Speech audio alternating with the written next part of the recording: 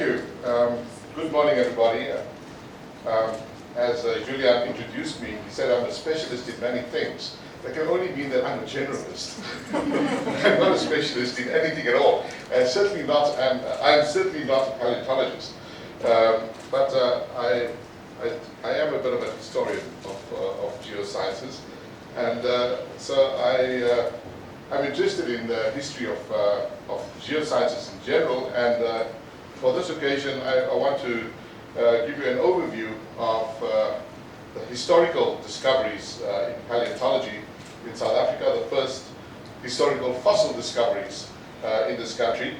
And I'm going to look at the time period from 1647 to about 1850.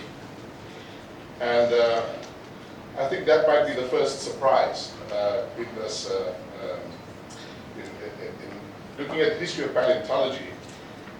In terms of the written, historical record, we tend to think that perhaps our first fossils were found in the late 18th century, and the real discoveries happened in the 19th century.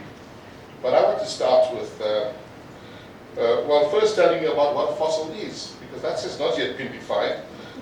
So let me tell you that historically, the word fossil is derived from the past participle of the Latin word fodere, which means to dig up. And in the past, it was used to denote anything at all that had a definite form that was dug out of the earth. And that included not only the petrified remains of organisms that we think of as fossils today, but also other things such as crystals or stalagmites and stalactites, and a variety of other objects such as concretions and even stone tools and the like. So, as an example, I give here from about 1595 from the work of Jean Bohin, as quoted by Stephen Jay Gould. You see here the two things that have been called fossils. One of them is actually a fossil snail, but the other one is a crystal. And both those things have been called fossils in the past. And in fact, this term fossil was used as late as the early 19th century. So objects that we call fossils today, there are other things that were included in the same category. And here's an example. This is a paper which is the first paper that describes tiger's eye. I presented about this a couple of months ago at the Geocongress. And this is a paper by Klaproth, who was a German chemist based in Berlin. And in 1811, he published this paper. And the very first two words, desjenige fossil, this fossil that was found. And he goes on to talk about the quartz that was found near the Orange River, and that is our modern tiger's eye. So it's only sort of in the early 19th century that our modern sense of a fossil being the remains of organic things came about. So until then, many different things were regarded as fossils that included inorganic crystals and other things. Now, so where did it all start for South Africa? Well, we all know about 1652 and all of that. Van Riebeeck arrived and established the colony in 1652, and that led to the establishment of the modern sort of colonial era in South Africa. But how that got about is actually quite interesting. And it came about as a result of a shipwreck that happened in 1647 of the ship, the Haarlem. And I've written about that in the South African Journal of Science a few years ago. And the Haarlem was a ship that was going back from Batavia to the Netherlands, and with a load of cargo, and there were 3 ships that were on their way back to the Netherlands. And remember, at that time there were no settlements at all on the South African coastline, but they used to pull in in Table Bay just to try and get some refreshments on the way back. And during one of these stopovers, a little storm blew up, and one of the ships, the Haarlem, which was sort of docked in the lee side of Robben Island was actually dragged onto the shore of Table Bay, and the ship was lost. They couldn't revive refloat the ship, so the instructions were given from the captain of the 3 ships to the crew of the Haarlem that they had to get off, unload everything on that precious cargo that belonged to the Dutch East India Company, and store it on shore and wait to be rescued. And this they did. They offloaded everything. There were no casualties during this Haarlem's the shipwreck. And they then built a temporary fort called Slandenburg, somewhere along that coastline. Its locality has not yet been found, in the sand dunes along that shoreline. And they stored all the goods that were present and waited to be rescued. And they waited and they waited. The other 2 ships, meanwhile, went back to the Netherlands.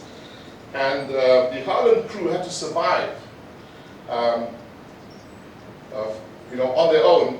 They had to have water, and for that they dug a well that was 60 feet deep, 20 meters deep, right along the shoreline, probably where the dunes are today. And they also got cormorant eggs and penguins. They had small boats that went off to Robben Island where they got these things. They also bartered for animals with the local inhabitants.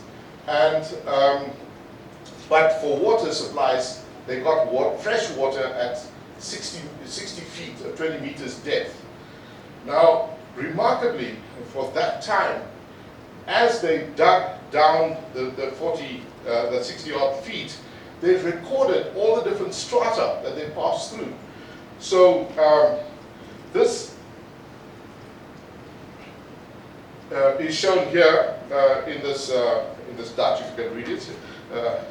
Sort of very old-fashioned writing as well, from 1652. It was published by Jodokus Hondius III, who was the grandson of a famous map maker in Amsterdam. He never came to the Cape, but he compiled all the information that had been obtained from Portuguese and Dutch travelers in the past, everything about the Cape and its geography and history and so on. Because there was a great need for this in 1652, and that came about as a result of the survival of the crew of the ship Haarlem. Now, they recorded the strata that they came through, and they started off with 3 feet of sand, and they then passed through, and let me just try and read here if you can see this. After 3 feet of sand, they went through 3 meters, 6 feet of deep sand, and then what they call koraalsteen, and then schulpigzand, which is shelly sand, and then they went through some clay, and then at 20 meters or 60 feet, they went into an aquifer where they found fresh water. Now, this was then written up by Hondius, who had interviewed the survivors of the Haarlem, and they basically the information that they gave him, he recorded in this book that was published in 1652.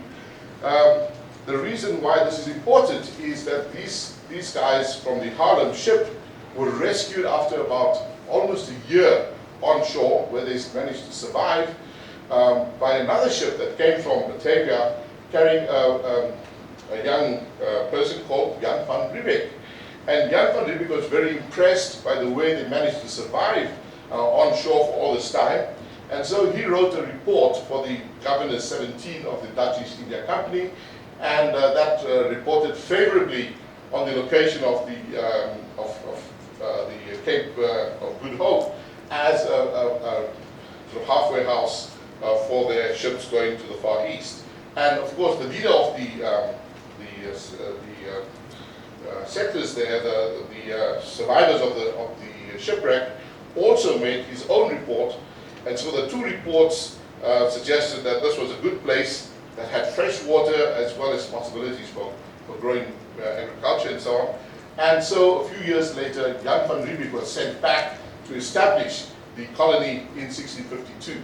But as a result of that decision that was taken by the Governor 17, there was a need for a lot of information about this place that they were going to settle, and that need was met by the book that was published by Biologus Hondius, in which this information was published. Now, it appears that Hondius' description of the so-called coral limestone and the shelly sand, the Schulper sand that he talked about, is the first account of South African fossils. Because in fact, we know now, because what I did in this paper is to look at the stratigraphy in this borehole and compare it with the modern stratigraphy. It turns out to be a very good match with the modern Pleistocene and Holocene stratigraphy of the west coast in that region. And if you look at this, the site where the shipwreck is supposed to be found, you see rocks like this. This is the Schulper sand, which is actually a shelly sand. It's got fossil shells that are embedded in this rock, and this is possibly of Pleistocene or early Holocene age. And so these would have been the very first fossils ever found in South African history and were recorded. They were not recognized as fossils really specifically, but these were the very first ones that we have any description of. Now, I discovered in my research for this talk that there is the next description of fossils, the next person who has claimed to have found any fossils, the very first one actually, was Otto Menzel, who was a German who had settled in the Cape, and in the 1730s he came from Germany and settled and served as a teacher in the Cape for certain families, and he was very interested in natural history. He left in about 1741. Very suddenly he went back to Germany, spent the rest of his life there. But then about 30 or 40 years later, after many other travelers had come and gone to the Cape, he decided to write down his own observations on the natural history of the Cape and its natural features, and he wrote a 2-volume work which was published in 1785 and 1787, and this was translated into English and published by the Van Riebeeck Society in the 1920s to 1944 as 3 volumes. Now, in his second volume, Menzel records that he found pieces of pumice, which is volcanic stone that floats, and he found it on some of the beaches in the Cape. And he also records that if you dug into the ground, you could find fossil shells. And this is the very first explicit reference to somebody finding fossil shells in South African history. And he recorded this 40 years after he had been there, so he probably discovered these sometime in the 1730s. And this is, of course, we don't have these specimens, and we don't have any drawings of these specimens, but this is the first discovery. After Menzel is the much more famous description by these 2 gentlemen, Robert Jacob Gordon and William Patterson. Gordon was of Scottish origin but worked for the Dutch army, and William Patterson came from England, and he was an adventurer and a botanist, and Gordon was really a soldier. The 2 of them made various journeys into the interior of South Africa in the late 18th century. And on this one particular journey, which took place in 1779, they actually joined forces, and just for a few days they were traveling together along the west coast, just south of the Orange River, between the Orange River and Port Nolloth, as we see today. And here they discovered these fossils in the ground, and they both have left descriptions of these fossils. So on the 12th of August in 1779, this is where they were. So Port Nolloth didn't exist in those days, of course there were no towns, but this is the present locality. So somewhere just north of Port Nolloth, somewhere around here, between Port Nolloth and Oraniemund, this is where they found this locality, and it's on cliffs that are quite high, overlooking the sea, Today there are diamonds being mined along the coastal terraces below those cliffs, but when they walked onto the cliffs, these are the two descriptions. Gordon said, I looked everywhere for shells on this beach, which was almost 70 or 80 feet high, and at last found perfect shells petrified in the rock. Patterson said the highest rocks we found several petrifications of shells, some of which were about 150 feet above the surface of the sea. So they both did this. Gordon did not really publish his stuff, and it was only published as recently as 1988. But Patterson published his work in 1779. And so we've known about these fossils, and for a long time these were regarded as the very first fossils to have been found in South Africa. Now, what fossils did they find? So I tried to research the geology of this region around there, and you can see more modern descriptions. This one here is a cross-section from the work of Wagner, Percy Wagner and Hans Merensky, two very famous South African geologists, from 1928, when they first described these diamond deposits of Little Namaqualand. So here's the coastal terrace, and there is this hill, and on the top there are aeolian beds, and they record that in these topmost beds they contain fossil land snails. And that's why they're so high above sea level. They're not marine fossils, although if you look at the recent descriptions, people maintain that they were marine fossils, but they're not. They are actually land snails, and they would have been similar to this example of a land snail that you find in Saldanha Bay. And here is a photograph from a more modern report by Kaiser showing you the terraces where they're mining diamonds and the cliffs on top of which Patterson and Gordon found these first fossils in 1779.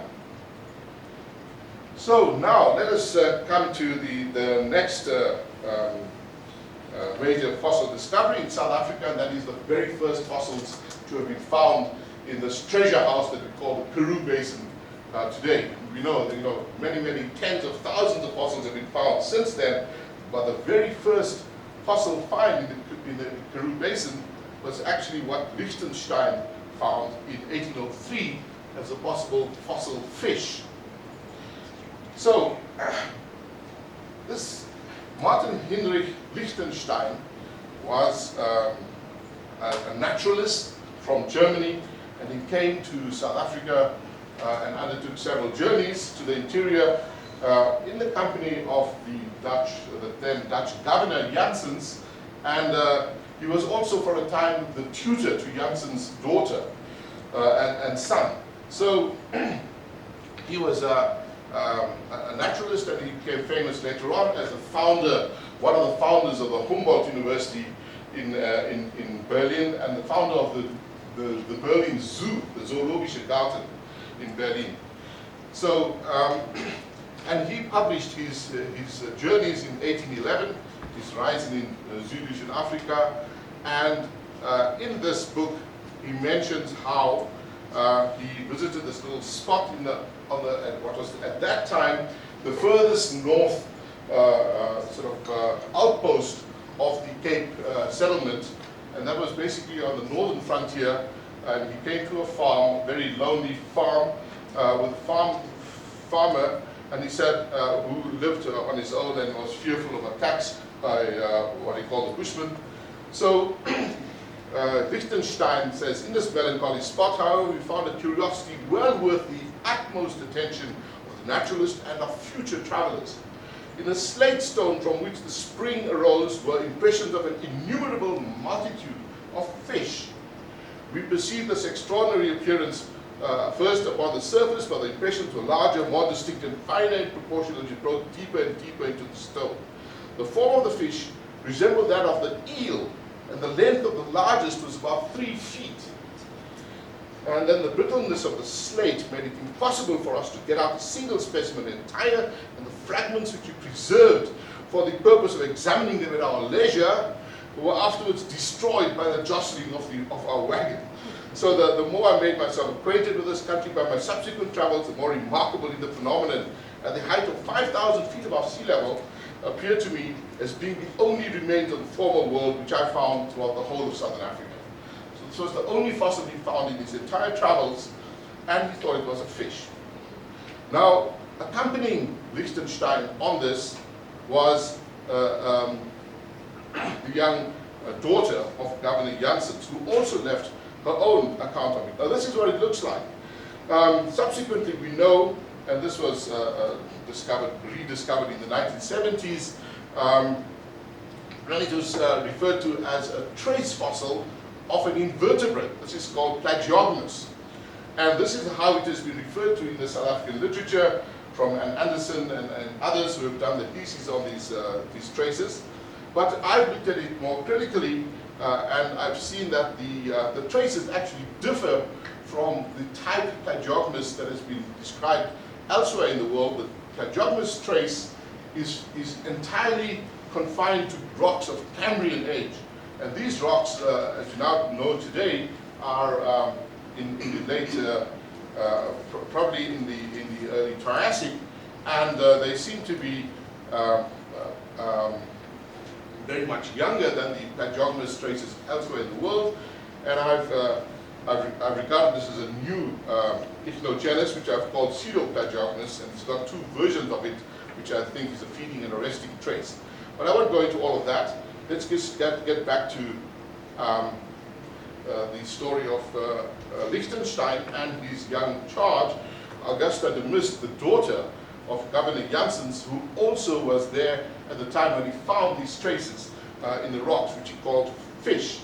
And in her diary entry, she said many limestone rocks showed imprints of fish, and this gave rise to various discussions about the alteration that had occurred in this part of the world. So there on a night on the lonely frontier back in 1803, Liechtenstein and young Augusta de Mist, who is the first woman who enters South African paleontology back in the early 19th century.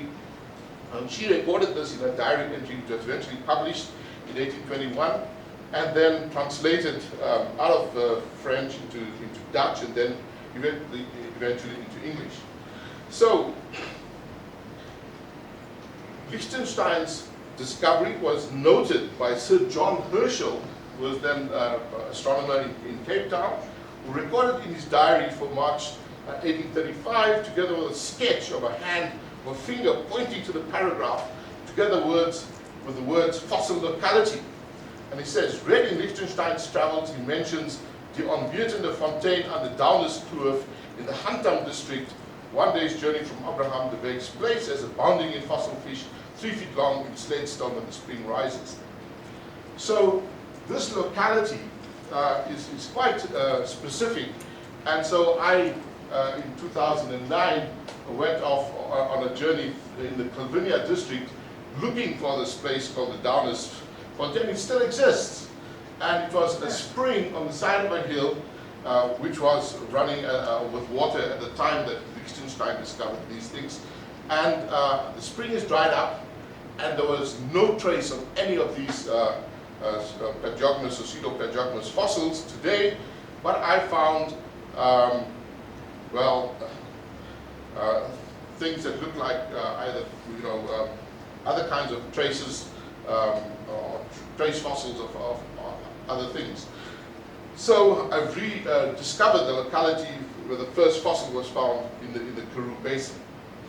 Now, the hapless Liechtenstein had actually lost 3 fishes that got away because, firstly, what he thought were fossil eel-like fish up to a meter long were actually arthropod tracks, which look a bit like bicycle tracks today. Secondly, of course, the fragile specimens that he had collected were destroyed in the wagons through shaking. They didn't have bubble wrap in those days. And then thirdly, the beautiful young woman, Augusta de Mist, whose company he enjoyed so much, and the feeling was actually mutual if you read their diaries, with whom he had many discussions about the significance of these fossils. She escaped his net, went back to Europe only to land a big fish for herself, the Baron Otto de Houwen, whom she married. So it was apparently, as far as Liechtenstein was concerned, a very disappointing fishing expedition. Okay, so these are the fossils that I've managed to locate from this same locality where Liechtenstein found his original so-called eel fossils. And these appear to be trace fossils of fragments and also perhaps tool marks from this, and it appears to be in the uppermost Eka group. Okay, now, what happened after Liechtenstein? So, well, there's a whole range of different authors that I've listed here who've all found fossils between the, about 1816 and 1840. So really, Liechtenstein opened up this basin, and so it's not just the Peru basin that yielded fossils. There were the Cretaceous rocks in the Algoa basin that also yielded lots of different marine fossils and also fossil wood. And there were also other fossil localities in and around Cape Town, these very young Pleistocene sediments that also yielded fossils. Now, I mentioned here La Trobe in 1818, and various other people. I can't discuss all of them, we don't have enough time, but the history of the early history of paleontology is very well explained in this book by Colin McRae. So I have to give a pitch for that, Life Etched in Stone, which is published in 1999 and published by the Geological Society of South Africa. Now, Christian La Trobe in 1816, he was the Reverend Christian La Trobe, visiting various missions in South Africa, and he saw in 1816 fossils embedded in limestone at Addo's Drift, but they were across the other side of the river, and you get to see them very well. But at Atterkastkloof, he managed to find fossils. He said very singular fossils in ironstone resembling screws, some kind of a spiral mollusk, I suppose. And in several places, the stones were covered with a bituminous crust.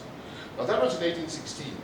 Now the following year, 1817, a traveler called Clark Abel was on his way to China, and he's made 2 stops at the Cape, on his way to China and on his way back. And he published both together his accounts in 1818 in his account of his journey to China, and he talks about the Cape. And while he was at the Cape, he visited False Bay, and at the north end of False Bay there is this fossilized dune field which outcrops right along the coastline, where he discovered fossil rhizoliths, which are fossilized roots. And you can see them today weathering out of these Aeolian dunes, basically. One thing about them is that they are very delicate protuberances, which indicate that there couldn't have been a tsunami in False Bay for the last 200 years, because that would have destroyed these delicate protuberances, which were first described as long ago as 1817 by Clark Abel. Subsequent to that, one of the significant discoveries was made in 1836. The first vertebrate fossil was found. It was just a single tooth of a vertebrate animal, and this specimen, well, there were actually several bones that were found in situ, and Trotter in 1836, on behalf of Mr. Pope, who had actually found these fossils, presented some of these fossils to the Asiatic Society of Bengal, which was in Calcutta, which was then at that time the capital of British India. So it seems like our first vertebrate fossil, should be a very precious object in South African paleontology, is sitting, I hope, is still in Calcutta somewhere, Kolkata as it's called today. The next significant finds were by the German naturalist Ferdinand Krauss, who visited the Cape from 1838 to 1840, and he studied the Cape crustacean fauna, and he published on this, and he also published the very first book on South African mollusks, modern mollusks, shells that you find along the shoreline, with these beautiful illustrations. So, Krauss published on the Cretaceous fossils from the Algoa Basin in 1842 and 1850, and this is where he published them in various German journals. There were other Germans who also came, like Goldfuss, who published this in his book called Petrefacta Germaniae, and he figured Trigonia from the Uitenhage beds, and Krauss in 1850 also described a new specimen of Trigonia from these same beds. Now, I will end my story with the appearance of the activities of Andrew Geddes Bain, who was a famous road builder who built some of the famous passes through the Cape Mountains, and he's regarded as the founder of South African geology. And his claim to fame rests on the fact that he produced the first geological map of South Africa, which is this one, in 1852, published in 1856, and in a seminal paper called the Geology of South Africa, which you see over here. Now, I will show you that later, but his first major find was the head of a long-horned ox found in the Modder River by Mr. Smith, and he then sent it on to England, where it was described later on. But this turns out to be a giant extinct long-horned buffalo. What's interesting is that the type specimen of this was returned and is now probably the oldest actual fossil that had been described early on that is still extant in South Africa, because it's now on display at the Ezekiel Museum in Cape Town. And this is a reconstruction of it. What's very interesting is that in 1972, Fock published in the National Museum in Bloemfontein an engraving. And he suggested that this was an engraving of the long-horned buffalo, this one, Pelorovis antiquus, and it was obviously made from life when it was still alive. So this is an example of the native inhabitants of this country actually recording something that went extinct that you don't see around today. So this is something very, very special. So Bain published his magnum opus on the geology of South Africa in 1856, and there were 6 papers that accompanied this as appendices by various paleontologists, and they published all these beautiful illustrations of these Paleozoic fossils, and also of secondary fossils. You see here various kinds of brachiopods and trilobites and other kinds of shells, and ammonites, and also plant fossils and snails and so on. So these were all described in this seminal paper that really opened South African geology and paleontology to the rest of the world. And so this is where I would end my talk. But it opened up the doors for everybody else, because in the 1850s, following this, there was a proliferation of papers that were published on South African paleontology.